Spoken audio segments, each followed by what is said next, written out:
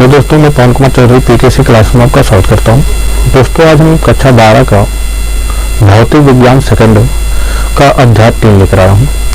अध्याय 3 जो कि आपका इम्पोर्टेंट चैप्टर है। ये अध्याय 3 कक्षा 12 सेकंड वाले बुक का ये इम्पोर्टेंट चैप्टर है। ये जो है जहाँ से एक क्वेश्चन यहाँ से उठाता है डेरिवेशन, जो आपका उसमें अवतल गोलीय पृष्ठ पर अपवर्तन के लिए कर सकता है या उत्तल गोलीय पृष्ठ के लिए या लेंस मेकर का हो सकता है। तो इसमें आपका लगभग मान के लिए 7 से 8 डेरिवेशन है, जो कि बहुत ही इम्पोर्टेंट है। इसमें से कोई एक डेरिवेशन जो है हर बार जो है देता है। तो आज हम लोग जो अध्याय 3 पढ़ने वाले हैं उसका नाम क्या है उसको हम लोग देख लेते हैं। तो हम लोग पढ़ रहे हैं कौन सा? भौतिक विज्ञान। भौतिक विज्ञान वो भी क्या है? सेकंड है। सेकंड भी बुक है, फर्स्ट वाला नहीं है, सेकंड वाला बुक है। और अध्याय 3 है।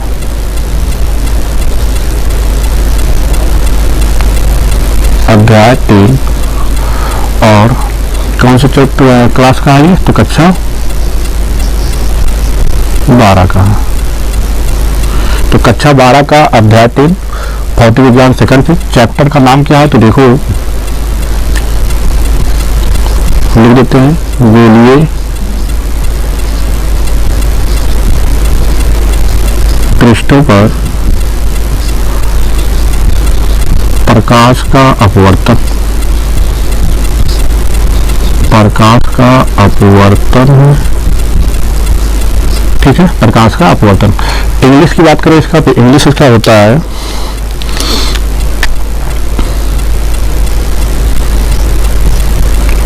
Refraction of light, refraction of light at spherical surface।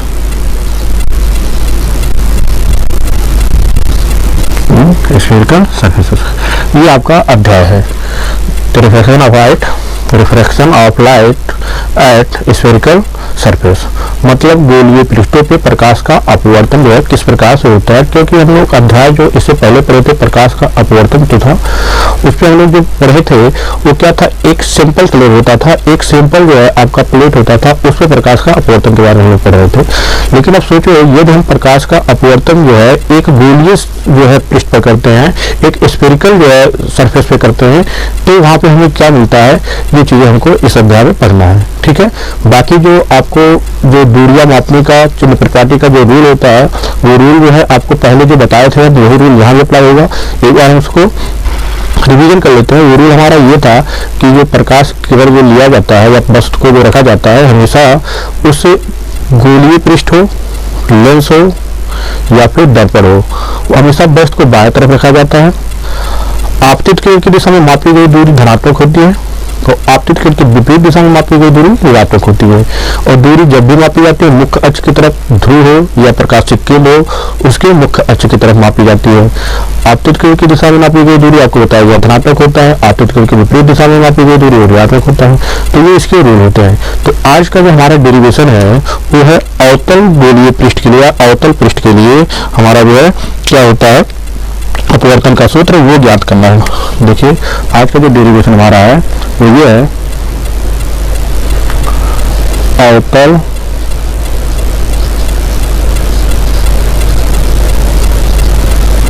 गोलीय पृष्ठ पर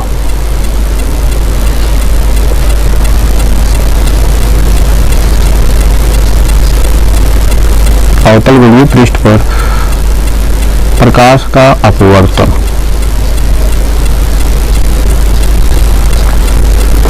प्रकाश का अपवर्तन हमारा जो आज का टॉपिक है वो टॉपिक क्या है कि अगर हम लोग अवतल गोलीय पृष्ठ पर जो है, जैसे आपको बताया गोलीय जो होता है वो दो होता है, एक तो उत्तल पृष्ठ का, एक अवतल पृष्ठ का।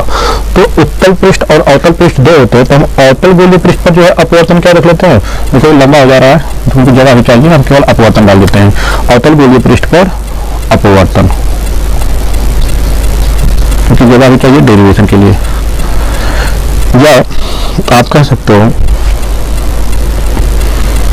अपवर्तन का सूत्र का डेरिवेशन हम लोग को करना है, अपवर्तन का सूत्र। तो लोग डेरिवेशन कर रहे हैं तो हम लोग इंग्लिश का होगा फार्मूला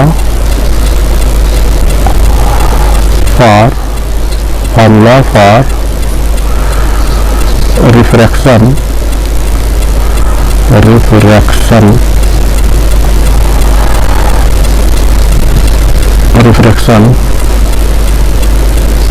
एट कौन सा है, अवतल है, कॉन्केव स्फेरिकल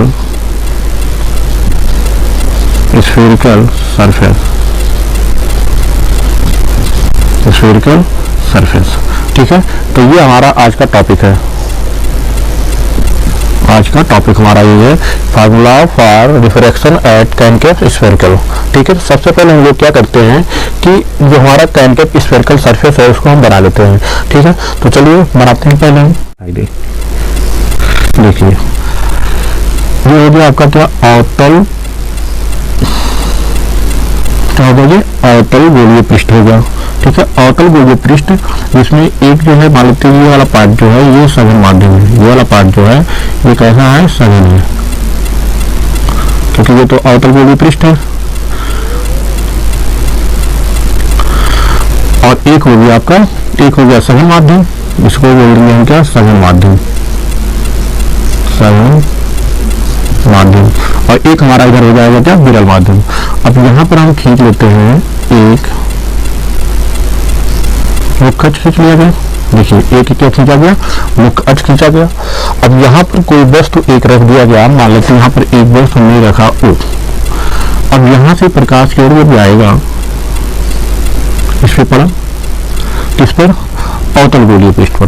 और जब ये अवतल गोलीय पृष्ठ पर पड़ता है तब अब अपवर्तन के पश्चात क्या होगा, ये अपवर्तन के पश्चात ये विचलित होगा अपने मार्ग से। और ये अपने मार्ग से विचलित होगा तो किस तरफ जाएगा, तो आप पढ़े हैं कि जब प्रकाश किरण विरल माध्यम से सघन माध्यम में प्रवेश करता है तो अविलंब की ओर झुक जाता है। तो इसके लिए हमें क्या करना होगा, यहाँ पर ये जो आप देख रहे हो पृष्ठ सरफेस जो देख रहे हो, इस सरफेस पर एक जो है हमें परपेंडिकुलर लाइन ड्रा करना होगा, एक जो है लंब रूप डालना होगा। तो मान लेते हैं हम एक लंब यहाँ पर डाल देते हैं, एक लंब डालना हमें,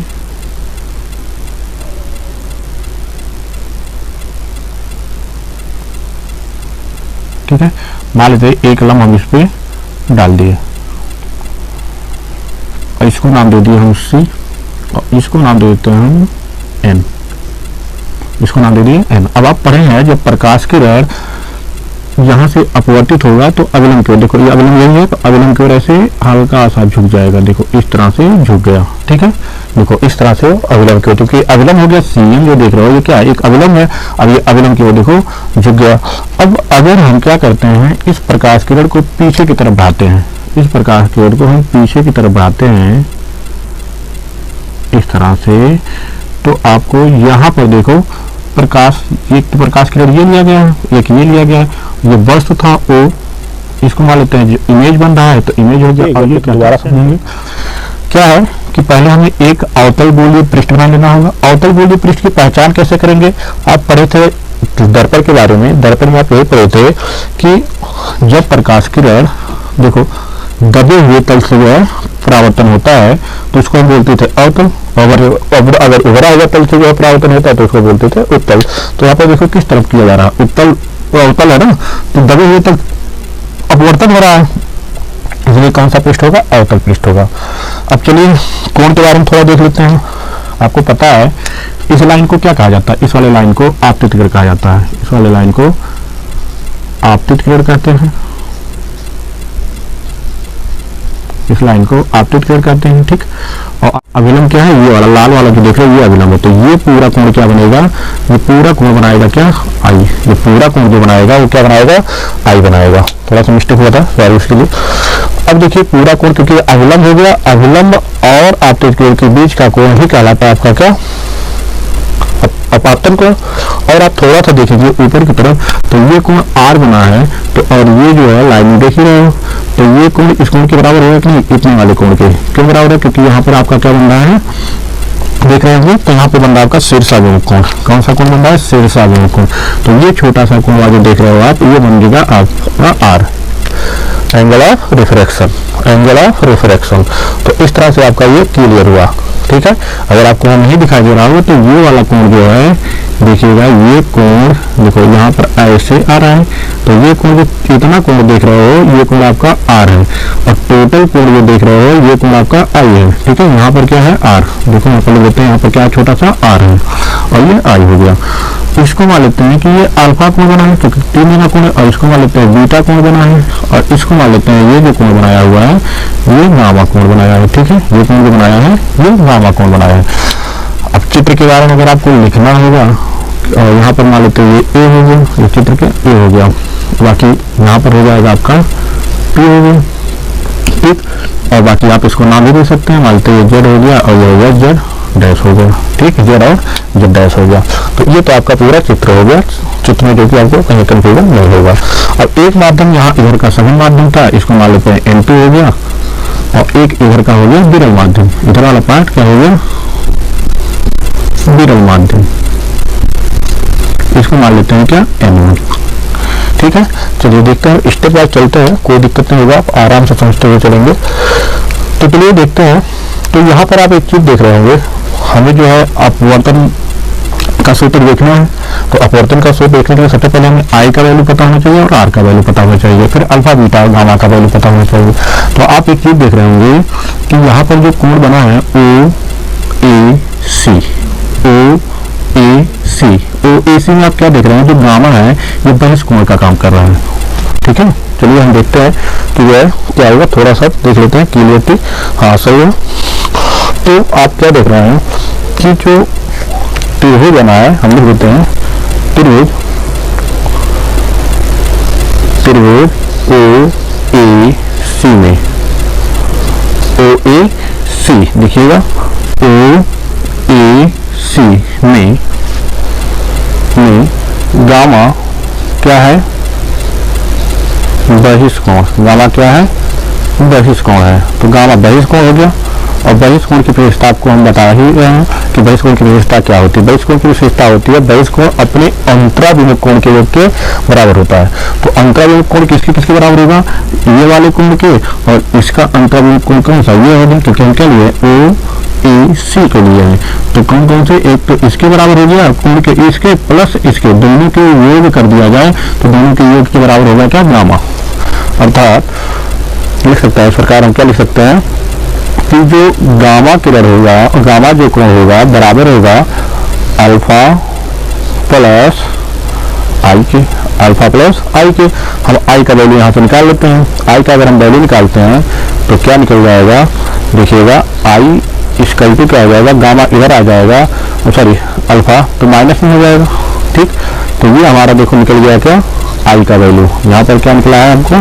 आई का वैल्यू। इसको मान लेते हैं समीकरण नंबर 1। ठीक, यहाँ तक कोई दिक्कत नहीं होगा। अब चलिए हम लोग देख लेते हैं, एक चीज और देख रहे हैं, जो हमारा आई ए सी बना है। कौन सा? आई ए सी। इसमें भी देखो गामा के लिए क्या हो रहा है? बहिष कोण का काम कर रहा है। इसी प्रकार हम लोग देख लेते हैं,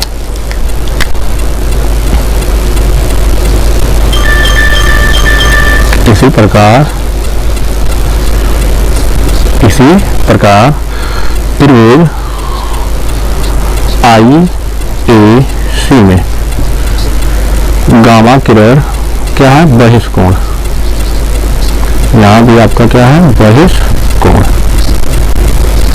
अब बहिष कोण है तो बहिष कोण यहाँ भी क्या होगा? अपने अंतराभिमुख कोण के बराबर होगा, अर्थात ये वाले कोण और ये छोटा कोण बना है इस वाले कोण के योग के बराबर होगा। ठीक है, तो चलिए देख लेते हैं। तो इस प्रकार आपका क्या हो जाएगा कि गामा जो होगा ये बराबर होगा बीटा प्लस क्या बना है? आर। कोण क्या है? आर है। अब आर का मान निकाल लेते हैं। अब आर का मान जब निकालोगे तो आर बराबर क्या हो जाएगा? आर इक्वल टू आपका बीटा को इधर लाइए तो गामा माइनस बीटा, क्योंकि ये ट्रांसफर होगा तो क्या हो जाएगा? प्लस है तो माइनस हो जाएगा। यहाँ से आपको आर का वैल्यू पता चल गया, यहाँ से आपको आर का वैल्यू पता चल गया। इसको समीकरण नंबर मान लेते हैं क्या? 2। ठीक, यहाँ तक कोई दिक्कत नहीं। अब आप एक चीज देखो, आई का वैल्यू पता चल गया, आर का वैल्यू पता चल गया। अब हम लोग स्नेल का नियम पढ़े हैं। स्नेल का नियम क्या कहता है हम लोग, परंतु स्नेल के नियमानुसार, परंतु स्नेल के नियमानुसार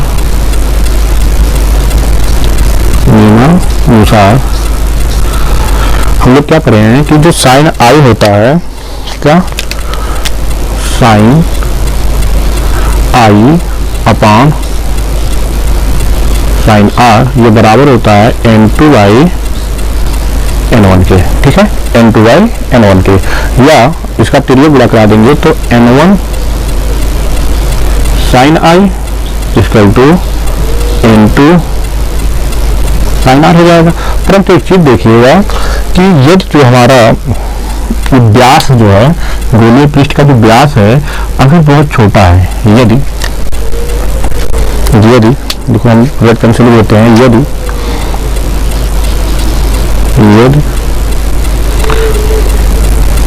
सरफेस जो बना हुआ है, ठीक है, कौन सा, स्फेरिकल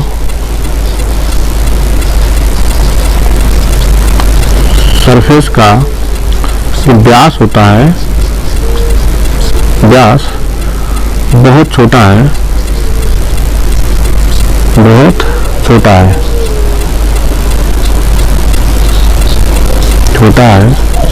तब व्यास मतलब ये जो व्यास होता है ये बहुत छोटा है गोलीय पृष्ठ का। अगर ये गोलीय पृष्ठ का व्यास बहुत छोटा है तब P कहाँ पर होगा, लगभग P के समीप होगा। अगर P के समीप होगा तो जो हमारा I बनेगा और R बनेगा ये बहुत छोटा बनेगा। तो ऐसे स्थिति में उसको हम अंश में ना माप कर उसको हम रेडियन में मापते हैं, तो रेडियन में मापते हैं। तब ऐसे स्थिति में क्या होता है कि जो साइन I होता है लगभग बराबर हो जाता है I के, और साइन R जो होता है लगभग बराबर हो जाता है R के। ठीक है, तब देखिए अब क्या हो जाएगा, यहाँ पर हम लिखते हैं, तब क्या हो जाएगा, n1 I हो जाएगा इक्वल टू n2 R हो जाएगा। यही होगा, क्योंकि हमारा देखो साइन I के स्थान पे हम I लिख सकते हैं, साइन R के स्थान पे हम लोग R लिख सकते हैं। ठीक है, यहाँ तक कोई डाउट नहीं होगा। अब इसको हम मान लेते हैं समीकरण नंबर 3।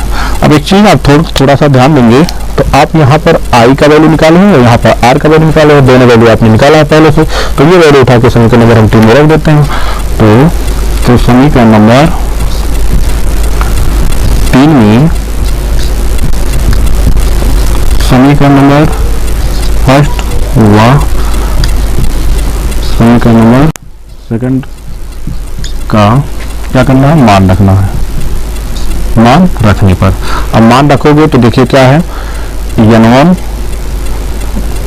I का मान क्या है, क्वेश्चन में देखो gamma minus alpha equal to n2, R का वैल्यू क्या है, तो आप देख रहे हैं गामा माइनस बीटा है, यही है।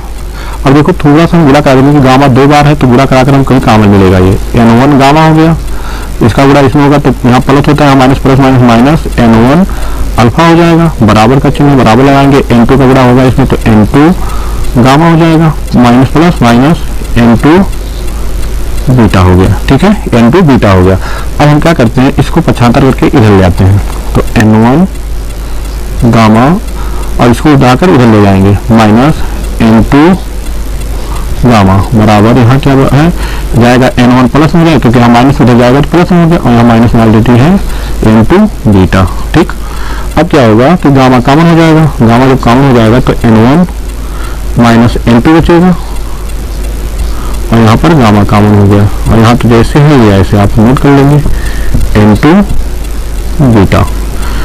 इसको भी समीकरण मान के छोड़ देते हैं, क्योंकि अब हम लोगों को अल्फा बीटा गामा का वैल्यू निकालना है, अल्फा बीटा गामा का वैल्यू निकाल लेते हैं।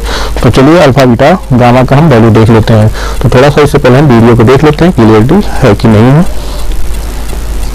ठीक है दोस्तों, क्लियर हो गया, आपका आ रहा है। तो चलिए अब हम लोग निकाल लेते हैं गामा। अब उससे पहले हम लोग थोड़ा सा कुछ देख लेते हैं यहाँ चिन्ह के बारे में।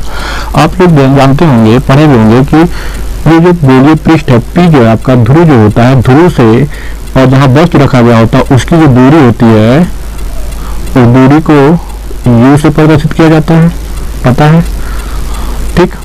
और जो प्रतिबिंब बना होता है उसका v से प्रदर्शित किया जाता है, और सेंटर से ये जो दूरी होता है इसको r से प्रदर्शित किया जाता है।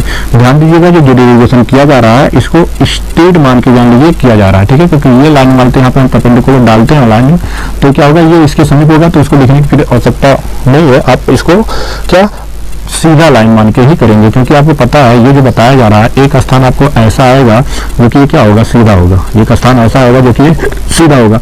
तो यहाँ पर जो चित्र आपको बनाया गया ये सीधा अवस्था में बनाया, क्योंकि आपका एक गोला जो होता है उसको अगर आप पूरा गोला बना देते हैं वृत्त, और वृत्त गोला जो बना देते हैं, और गोले को अगर हम क्या करते हैं एक गोला बना हुआ है, अगर इसको क्या करते हैं देखो मिटा देते हैं, है तो गोला ही, अब मिटा दिए इसको तो ये क्या है, अब आपको नहीं लगेगा, ये तो आपको लगेगा स्ट्रेट लाइन ही है। तो इस तरह हम जो डेरिवेशन करा रहे हैं वो स्ट्रेट लाइन मान के ही करवा रहे हैं, ठीक है। तो चलिए हम देख लेते हैं हमको क्या क्या पता है। अगर हम त्रिभुज लेते हैं ओ ए पी लेते हैं तो यहाँ से हमें आधार पता है, ये लंब पता है, तो हम लोग ले लेते हैं त्रिभुज। किस प्रकार हम लोग ले लेते हैं त्रिभुज ओ ए पी में, ओ ए पी में। देखिए हम मेथड वही बताएंगे पहले बताते हुए आए हैं। तो यहाँ पर क्या बना है कोण, अल्फा कोण, तो ले लेते हैं tan अल्फा बराबर क्या पड़ेगा, समभुजा बटा कर्ण समभुजा मतलब एपी, समभुजा मतलब क्या हो जाएगा एपी बटा आधार क्या हो जाएगा आपका ओपी, ओपी जो कि वैल्यू आपको पता है, ओपी का वैल्यू क्या है, हमने लिखा है यू, क्या लिखा है यू। अब आप लोग बताएंगे चिन्ह परिपाटी में बताया गया है कि आपतित किरण की दिशा में मापी गई दूरी धनात्मक होती है, आपतित किरण की विपरीत दिशा में मापी गई दूरी ऋणात्मक होती है। तो हम देखो दूरी यहाँ से मापेंगे, यहाँ से इधर मापते हुए आएंगे, और जबकि आपकी किरण की दिशा इधर है तो मापेंगे तो क्या होगा, धनात्मक होगा ऋणात्मक होगा, तो आप कहेंगे क्या ऋणात्मक होगा, तो यहाँ पे क्या हो जाएगा ये ऋणात्मक होगा, ठीक है। परंतु बताया गया कि यहाँ पर लिखा गया है स्फेरिकल सरफेस का जो व्यास है ये बहुत छोटा है, स्फेरिकल जो सरफेस है उसका जो व्यास होता है ये बहुत छोटा है। अगर जो है सरफेस का व्यास जो है बहुत छोटा है तो ऐसे स्थिति में कोण को हम किसमें रेडियन में मापते हैं, तो क्या हो जाएगा, परंतु tan अल्फा लगभग बराबर है किसके, अल्फा के, tan अल्फा लगभग बराबर है किसके, अल्फा के, तब अल्फा बराबर हो जाएगा AP बाई माइनस यू। देखो अल्फा का वैल्यू निकल गया, ठीक है, यहाँ पे आपका अल्फा का वैल्यू निकल गया। देखिए यहाँ पे हम अंडरग्राउंड कर देते हैं इसको अल्फा का वैल्यू। अब हमको निकालना है क्या, बीटा का मान। अब बीटा का मान निकालने के लिए हम लोग ले लेते हैं बीटा कहाँ पर मिलेगा हमें, किस त्रिभुज में, तो देखो यहाँ पे बीटा कौन बना हुआ है, तो हम ले लेते हैं त्रिभुज IAP, ले लेते हैं त्रिभुज कौन सा, त्रिभुज IAP में। अब IAP में देख रहे हैं हम tan बीटा कौन बन रहा है बराबर AP बाई B हो जाएगा, वो भी माइनस में, परंतु यहाँ भी क्या हो जाएगा बीटा के बराबर होगा tan बीटा, तो हो जाएगा AP बाई माइनस B। देखो यहाँ बीटा का मान निकलेगा, अगर क्यों हुआ तो आप लिख सकते हैं क्योंकि tan बीटा लगभग बराबर होगा बीटा के, क्योंकि इसको बताया गया था ए पी के समीप है, व्यास छोटा का मतलब क्या होता है, बहुत कम होने का मतलब क्या होता है कि ऐसे जो देख रहे हो लाइनिंग इस तरह का दिख रहा है, अगर छोटा रहेगा ये व्यास बहुत छोटा, देखो ये व्यास इतना है, अगर इसको छोटा कर दे, बहुत छोटा कर दे, अर्थात ये वाला लाइन जो देखा है यहाँ कहीं पे आ जाए तो ये कोण क्या होगा 5 इंच से छोटा बनेगा, और 5 इंच से छोटा पे क्या होगा उसको रेडियन में मापा जाता है। यहाँ तक क्लियर हो गया। चलिए और हम देख लेते हैं अगला। अब हमें निकालना है गामा, एक और हमें जो निकालना हो क्या है गामा। चलिए गामा को निकाल लेते हैं, ठीक है। तो गामा को अगर निकालते हैं तो हमको ये वाला लेना होगा त्रिभुज CAP में। अब CAP में हम देखेंगे tan गामा बराबर AP बाई R, वो भी माइनस में, क्योंकि ये भी विपरीत दिशा में आपकी आ रही है, परंतु ये भी गामा के बराबर होगा, तो AP बाई माइनस R हो जाएगा, AP माइनस R हो जाएगा, क्योंकि tan गामा लगभग बराबर होगा किसके, गामा के, ठीक। यहाँ तक कोई दिक्कत नहीं। अब देखिए हम यहाँ अल्फा का वैल्यू निकाल लिए, यहाँ बीटा का वैल्यू निकाल लिए, और यहाँ गामा का वैल्यू निकाल लिए, तीनों वैल्यू हमको निकल गया, जो कि बहुत आसानी से कोई दिक्कत नहीं हुआ। तो चलिए हम अल्फा बीटा गामा का मान यहाँ पे रख देते हैं, यहाँ पे समीकरण नंबर 4 में। तो समीकरण नंबर 4 में, समीकरण नंबर 4 में अल्फा बीटा गामा का मान रखने पर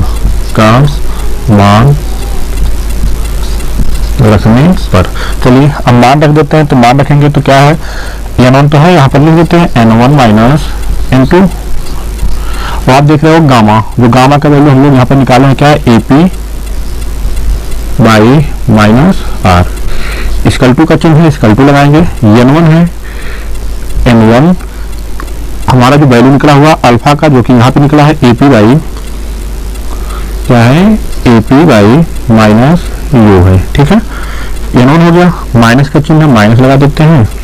और फिर देखो n2 है, n2 लिखते हैं। अब बीटा का वैल्यू रखेंगे, बीटा का वैल्यू जो कि हम लोग यहाँ पर निकाल चुके हैं, AP माइनस में, तो माइनस एक ए वाला माइनस और एक माइनस यहाँ ले लिया, तो माइनस माइनस क्या हो जाएगा, प्लस हो जाएगा। और AP बाई V हो गया। ठीक है, AP बाई V हो गया। तो चलिए थोड़ा सा और हल कर लेते हैं। n1 माइनस n2 और AP बाई माइनस R, इसको ऐसे रहने देते हैं। आप एक चीज दे रहे हो, AP यहाँ भी AP यहाँ भी, तो कॉमन ले लेंगे अगर हम लोग, AP कॉमन हो गया, बचा क्या, n1 minus U plus n2 बटा V। ठीक, तो AP इधर है, AP इधर है, तो दोनों कट जाएंगे। बचा क्या यहाँ पे, तो आप देखो इसको ऐसा लिख सकते हैं अलग अलग, n1 minus R minus minus plus n2 by R, अलग अलग कर लिए। ठीक है, या नहीं भी करते इसको साथ में लिख लेते हैं। ठीक है, इसको साथ में लिख लेते हैं, n1 minus n2 by R minus में इक्वल टू, यहाँ ऐसा लिख सकते हैं n1 minus U plus n2 by V। ये हो गया। अब लोग कर सकते हैं क्या कि इसको 75 करके उधर ले जाएं। इसको अगर 75 करके उधर ले जाते हैं, और नहीं तो फिर हम इसको ऐसा भी कर सकते हैं कि यहाँ पे माइनस कॉमन ले लेते हैं, n1 minus n2 by R, यहाँ माइनस लिए हैं। अगर यहाँ माइनस कॉमन लेते हैं तो हो जाएगा n1 by U minus n2 by V। अब आपका ये जो है कैंसिल, ये चीज़ आपका जो है प्राप्त हो जाएगा। फार्मूला, ये आपका फार्मूला होता है। तो चलिए इसको हम थोड़ा सा यहाँ पे मिटा के यहाँ पर हम लिख देते हैं, क्योंकि वहाँ पे आपको स्पष्ट नहीं दिखाई देगा। तो चलिए इसको मिटाते हैं।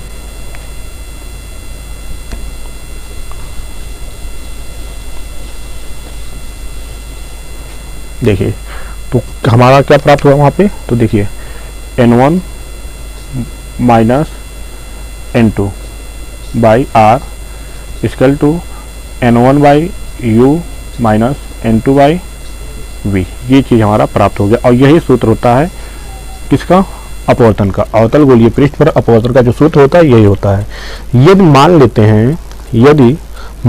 हैं, देखो यहाँ पर थोड़ा सा और बढ़ा देते हैं, यदि n सघन माध्यम के सापेक्ष विरल माध्यम का अपवर्तनांक है। ठीक है, यदि n इक्वल टू क्या, n2 बाई n1 है, तब क्या होगा, हमारा जो समीकरण है इसको मान लेते हैं, कितना तक हुआ था, समीकरण नंबर 4 तक हुआ था, इसको मान लेते हैं हम 5। तो समीकरण नंबर 5 में n1 लाना है नीचे हमें, तो 5 में दोनों पक्षों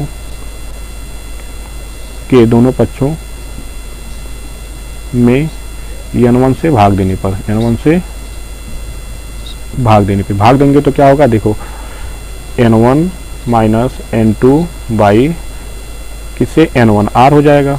यहाँ हो जाएगा n1 माइनस n2, यहाँ U है और यहाँ पर क्या है, V है। अब पूरे का बटा हो जाएगा n1। अब अलग अलग भाग देंगे अगर हम लोग, तो क्या हो जाएगा, n1 बाई n1, ठीक, n1 बाई n1 हो जाएगा R, और यहाँ पर हो जाएगा n2 बाई n1 R हो जाएगा। अलग अलग कर दिया गया। यहाँ भी ऐसे कर लो, इसका गुणा अंदर हो जाएगा तो हो जाएगा n1 बाई n1 U और minus n2 by n1 V हो जाएगा। ठीक है, क्योंकि इसका गुणा अंदर ही होगा, दोनों में होगा। तो n1 जो हमारा यहाँ पे था, n1 से n1 कैंसिल हो गया, तो 1 बाई बचा R। यहाँ n2 था तो n2 बाई n1 क्या होता है, n2 बाई n1 होता है n, तो n हो गया बाई R। n1 से n1 कैंसिल हो गया, बचा 1 by U minus n2 by n1 का स्थान पे क्या, n बाई V। ठीक है, अब देखिए यहाँ पर हमारा तो कॉमन हो गया, 1 माइनस एन हो जाएगा बाई आर, क्योंकि समान है। यहाँ 1 by U minus N by V हो जाएगा। ठीक है, इसको ऐसे भी लिखा जा सकता है, माइनस कॉमन लेते हैं अगर यहाँ, तो n1 माइनस 1 बाई आर हो जाएगा, और यहाँ इसको माइनस कॉमन यहाँ पर ले लेते हैं, तो 1 by V minus 1 by N by, एक मिनट, क्योंकि इसको इधर लाना है, तो N by V minus 1 by U हो जाएगा। ठीक है, क्योंकि ये माइनस का प्लस हो जाएगा, कट गया, तो बचा क्या आपका, जो बचा वही जो हम यहाँ पर लिख देते हैं, बचा n minus 1 by R equal to N by V minus 1 by U, जो कि ये होता है क्या, एक माध्यम के लिए सूत्र। ठीक है, तो आज का जो हमारा टॉपिक था अवतल गोलीय पृष्ठ के लिए अपवर्तन का सूत्र, ये कंप्लीट हुआ। तो दोस्तों अगर हमारा वीडियो आपको पसंद है तो वीडियो को जो है आप ज़्यादा से ज़्यादा शेयर कीजिए, क्योंकि शेयर करने से ये होगा कि ये जो वीडियो है ये ज़्यादातर बच्चों के पास पहुँचेगा और बच्चे जो है इसको आसानी से पढ़ सकते हैं, कोई दिक्कत नहीं होती। और ये मेथड जो आपको बताया गया बहुत आसान सा मेथड बताया गया है। अगर आपको एक बार में समझ में नहीं आता तो इसको एक बार दोबारा आप रिवाइज करिएगा तो आपको बहुत अच्छे से समझ में आ जाएगा। ठीक है, तो आज के लिए इतना ही है। जय हिंद।